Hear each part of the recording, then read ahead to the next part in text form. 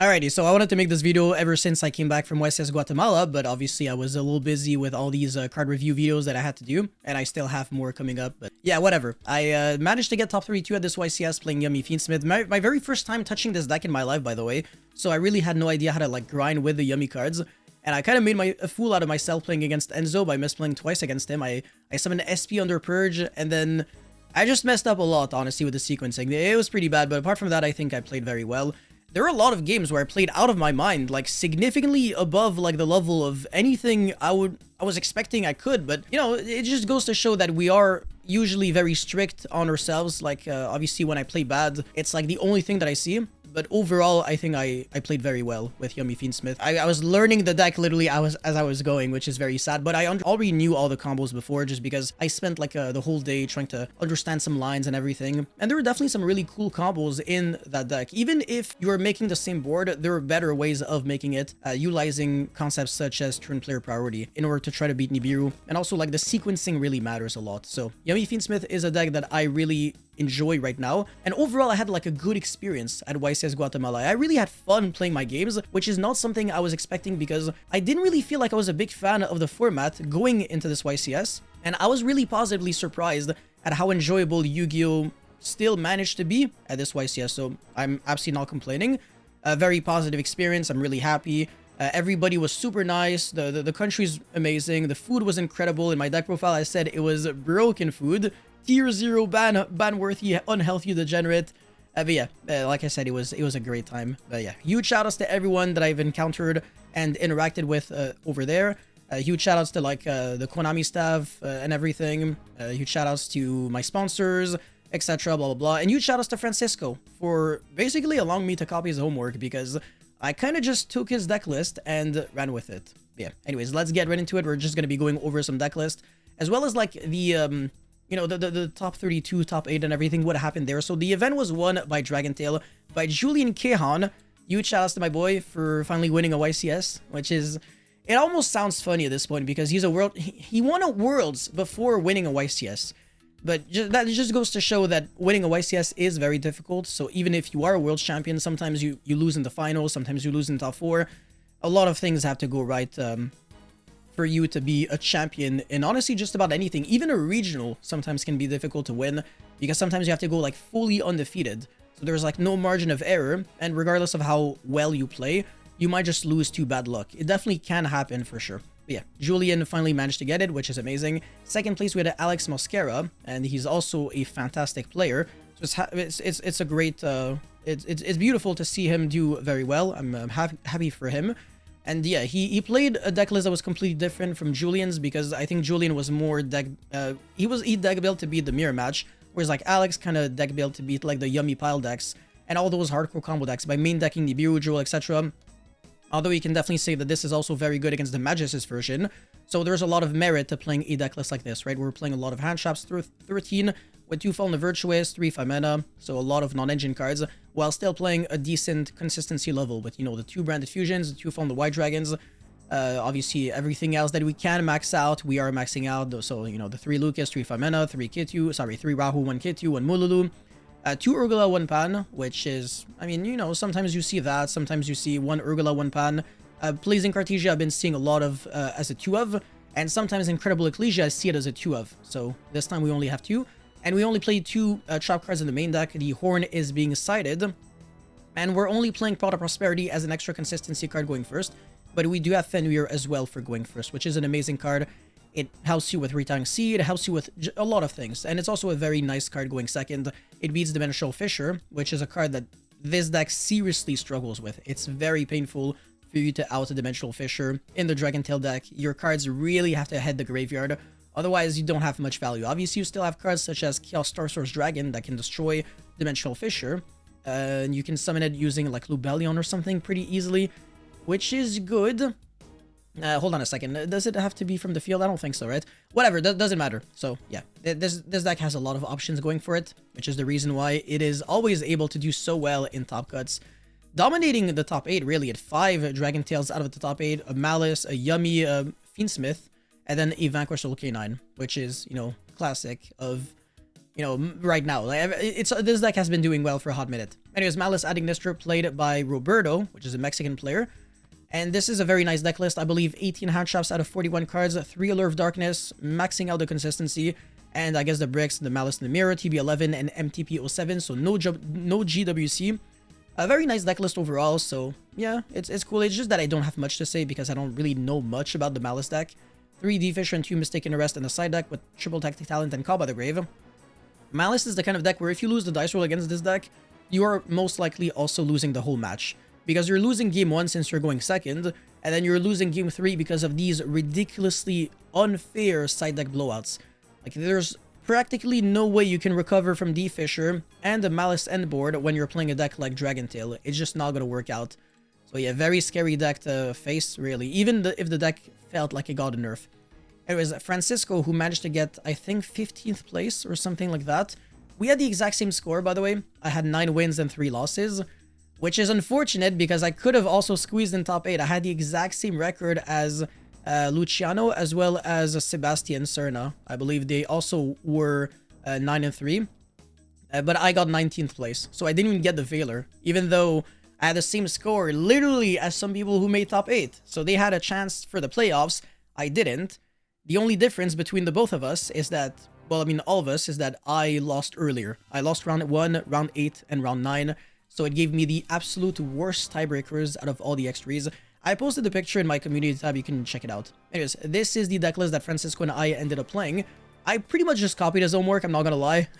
It's not like I really contributed to much because he was already playing the deck before. I knew about the combos really well, just because I think this deck is very simple to play.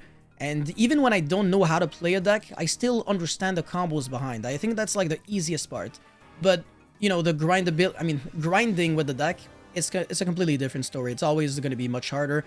And just knowing how to really sequence your yummy stuff, it definitely is a little tricky. And I do feel like I need a little bit more experience with this, but I am learning slowly but surely.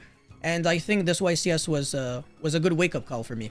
Anyways, we cited the End of Anubis as well as the Baphomet package so that against the Dragon Tail deck, if they had like Fallen Virtuous and Forbidden Droplet, would be able to like chain the graveyard effect of Baphomet to summon the End of Anubis, chaining to like all their graveyard effects so that it would just negate everything, because this is not like an Abyss Dweller, right? Abyss Dweller has to already be on the field before your opponent uses all those graveyard effects for you to use that effect, whereas End of Anubis, it negates everything in the graveyard. Abyss Dweller prevents your opponent from activating those effects in the first place.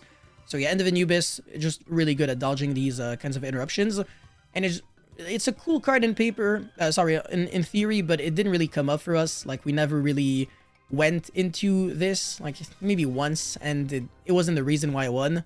So yeah, you can afford to, like, not play these cards, honestly. And then, you know, Assist Yummy, Call by the Grave, Triple Tactic Talent, some nice going first cards. I didn't really draw Talent and Called by. I drew Assist Yummy, which is not good. You don't want to draw this. But yeah, I mean, it's a very good card, though. You can place off of Marshmallow, and it's just another disruption. It can also bounce back your own cards from the graveyard. So you can recycle back your Ash, and then you can Ash your opponent again. So if you Ash like a Fua, now you'll also be able to Ash like a Rahu or Ketu, which is fantastic. And yeah, I just like the hand traps in this deck. I didn't draw Ritangsi a single time because I only played 2 Dragon Tails. I don't know if Francisco's experience was that much different from mine. But yeah, we had, like I said, the exact same deck list, so that's the reason why I'm not going to be going over my own deck list. It makes no sense, but I'm here, there we go, and I'm actually below some people who got worse positions than me. Like, Kamal got 31st, but he's, like, up here, and I got 19th, and I'm down here. Yeah, okay, I see how it is, whoever designed this page. All good, all good. Anyways, Angel's deck list, so, a very good player from Mexico. And he played Dragon Tail, Majestus, branded, 1 single copy of Branded Fusion, very interesting.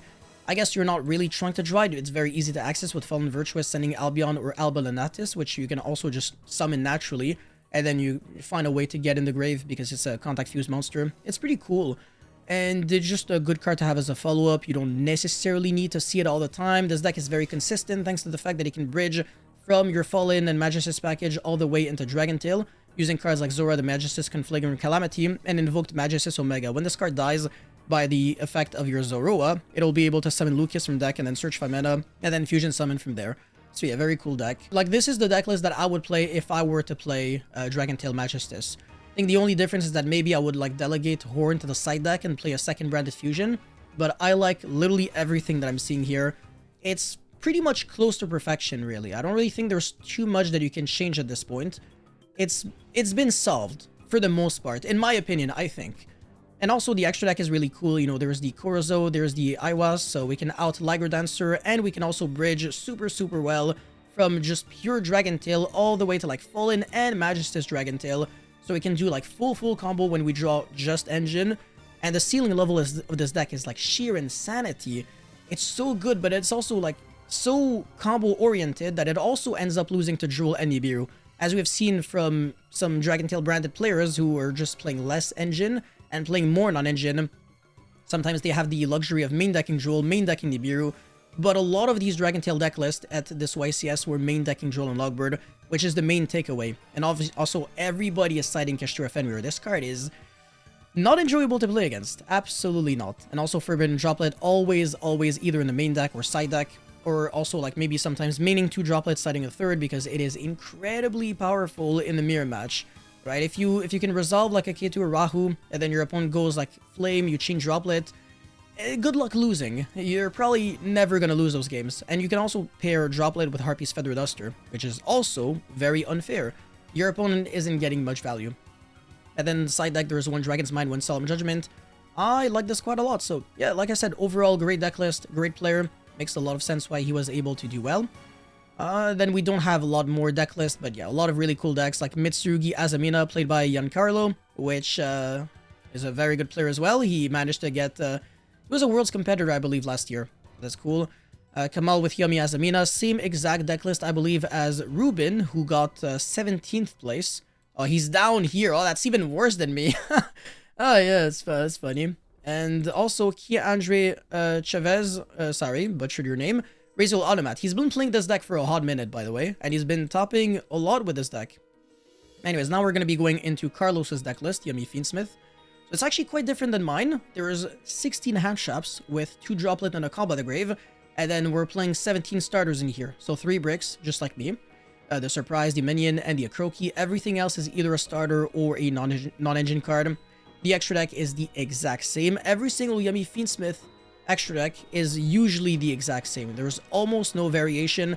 Sometimes maybe instead of doing Camellia and Kagari, they might do Necroclip and Gravity Controller, just because it makes you draw a card, it makes you beat Nibiru a little earlier, but that doesn't necessarily mean that it's a better package. I think Camellia and Kagari it's just like smoother to bridge like into your Yummy package using these cards. So I prefer them personally. However, one thing that I do not agree with at all is mixing in Dark Ruler unevenly with hand shops. I think that the goal of the hand shops is to simplify the game state by making it so that your opponent is passing on a half board, and then the board breakers, they kind of do the exact opposite. Like, they capitalize off of your opponent, you know, overcommitting, or rather just, I guess, just comboing off, and then you use like 1 or 2 cards to break everything, or at least try to, and then you still have a lot of other cards in your hand. But with hand shops, you're really decreasing your hand size, and then you're also using cards that have way less value, and your opponent might just, like, he might have not been affected by your hand shops if they were like in small amounts. Whereas like if it was like a hand shop instead of Dark Ruler that you drew, that you also paired with all the other hand shops that you had, it would have so much impact that your opponent might just be like passing turn completely. So instead of like these cards, I would maybe play some board breakers that can pair with hand shops very well, such as Metal Tronus and Illusion Gate. Because in the mirror match, Metal Tronus and Illusion Gate are broken. If you hand shop your opponent and your opponent passes on like Cup Yummy Way pass, and Yummy Surprise, or like Link 1 and like a monster pass, and you got Illusion Gate or Metal Tronus, the game ends. You just go Illusion Gate, destroy everything, revive back your Yummy monster, and then play from there. Or Metal Tronus, negate your Yummy Snatcher, or Cup Yummy Way, summon a Yummy monster, and then full combo off of literally your engine. So you can afford to play a huge amount of non-engine cards, like 26, maybe even, like 20 hand shops, 23 hand shops, with 3 Metal Tronus, or 3 Illusion Gate, or like a mix of Illusion Gates and Metal Tronus. And it's gonna work because you can draw literally 6 non-engine cards, and it is fine. Nibiru is another card that you can play with a huge amount of hand shops, because if you can resolve Nibiru, you can normal summon a hand shop, and then make Camellia, send your Hornet Jones, make a Gari, and then full Yummy combo. Any 2 monsters is full Orchest, sorry, I mean full Yummy combo. At this point, Orchest and Yummy is the same freaking shit, because this is Nightmare Goblin, and this is Nightmare Mermaid. I swear to God, I'm not making this up. It's actually ridiculous how in 2026, 2 monsters is full combo of a completely different, like random. This makes no sense, but yeah, honestly, I think this Hornet Drones is like the culprit. This card should 1,000,000,000% get banned. It's been generically abusable for too long. It's barely even like play. I mean, yeah, no, it is played in its own deck, but it's broken outside of its own deck, and it's good in its own deck, I guess you can say. But yeah, there's pretty much no other difference in like the main and extra deck. Very similar deck list. I do disagree, by the way, with 2 Veiler, 2 Purge. I would do Nibiru in the side deck, and then 3 Veiler, 3 Purge in the main. Like, these cards are good. Like, you definitely want to play 3 copies of them. And Lancia, I'm not sure how often that came up for him, but seeing how most decks that did well don't really care about Lancia, I don't really think that makes too much sense to side, honestly. Like, 1 Malice in top 32, really? Are you gonna play, like... Are you gonna dedicate, like, 20% of your side deck for, like, 1 deck? It's not like it's good against anyone else, so... I kind of disagree there. You might have done, like, the Cyframe package at this point, even. But yeah, anyways, Jose's deck list with Dragontail Fallen, sorry, Dragontail Branded or whatever. I mean, nothing too unique here. Yeah, very standard, you know, 2 Nibiru, 2 Drolls, 3 Droplet, blah blah blah, all 3 traps. But here is where it gets ridiculous, and I actually thought it was a joke. I watched his deck profile, and he did really play Magic Jammer in the side deck. I don't understand why. I don't know, maybe he lost a bet, because I didn't really listen to the explanation. I just made sure that Magic Jammer was in fact in his deck list, and it was. I don't freaking understand why. There's just so many better cards that you can play over Magic Jammer. But yeah, alright, I guess he just wanted more Solemn Judgments for spell cards very specifically. It negates Droplet, so I'm not gonna complain, yeah, it's fine. But really? Magic Jammer? Really? Really? I don't know about that, man. I feel like this card kinda sucks in 2026. But the fact that Magic Jammer topped to YCS, honestly, hats off to you, my man. You kind of killed it. It does look pretty cool. Apart from that, I mean, it's a very standard list. You know, the droplets are already in the main deck, so no need to side. 3 Imperms, no Fenrir this time. So we're playing, I guess, like a different kind of... still the same shit, really. Now, okay, I'm obviously not going over my own deck list. And the final deck list is Radiant Typhoon, played by Lewis. And we're also missing two decks overall. And I don't know if I really remember, like, what deck they were playing. Anyways, pure Radiant Typhoon, okay. Still playing a couple of hand shops, Fua, and I guess you can say Sheena is a hand shop at this point. It's like a hand shop board breaker. It's like, it has an effect in the hand, but it's not a classic hand shop where it's always gonna have value when you have it. It's more like it's usually used while you are playing in your own turn, or, you know, when you went first, you made a board. On your opponent's turn, your opponent plays, and then you can resolve a Sheena, but yeah, it's not like Ash, Imperm, etc., where it's always live. Fua is pretty cool. It's also a wind monster. I don't know how relevant that is. I don't really think that matters too much. Super poly with a couple of targets. No Saint Azamina and Azamina, which is interesting, but we're still playing Secretarial Dragon for Dragontail, Garura and Muddragon for a couple of decks. I mean, Garura is very good against Yummy, and Muddragon sometimes against DSE Ray, as well as like a Yummy Synchro, for example. That's pretty broken because now all their disruptions are going to be shut down, except Assist Yummy, because I can deal with Muddragon of the Swamp. But yeah, the extra deck also very, I guess, standard. No Zeus, which sometimes actually can come up, but I don't really think it matters all that much. Lava Golem, okay, that's interesting. I got Sphere Moded in this YCS. I still won that game. I got super lucky, but yeah, Lava Golem is pretty scary, and you can Lava Golem twice. You cannot Sphere Mode twice. Both of these cards take up your normal summon in different ways. Lava Golem prevents you from normal summoning, whereas like Sphere Mode is quite literally a tribute summon. A huge amount of hand shops in the side deck as well. 12 hand shops total. So we're really respecting FTK decks and pile decks that just disregard your board breakers completely, which is a good approach because also hand shops are good going first. So, you know, you just cite in that Ash going first and Ash going second. Ash going first for Moltrim Aprilia and also your opponent's engine, and Ash going second for your opponent's combo. And then Droll is also a card that can protect yourself. Nibiru can protect yourself. So, yeah, I like everything here. Aprilia for the mirror match. That's fantastic. Duster with the Talent and the Lightning Storm. Call by the Grave is already in the main deck, so no need to think about that. Another good deck list for sure. No complaints there. I guess the Shield Bearer instead of like the second or third Magala. That's pretty much it for my recap of YCS Guatemala. Thank you guys so much for watching. Don't forget to like and subscribe. And let me know how you feel about the current format in the comment section below. And I'll see you guys very soon. Peace.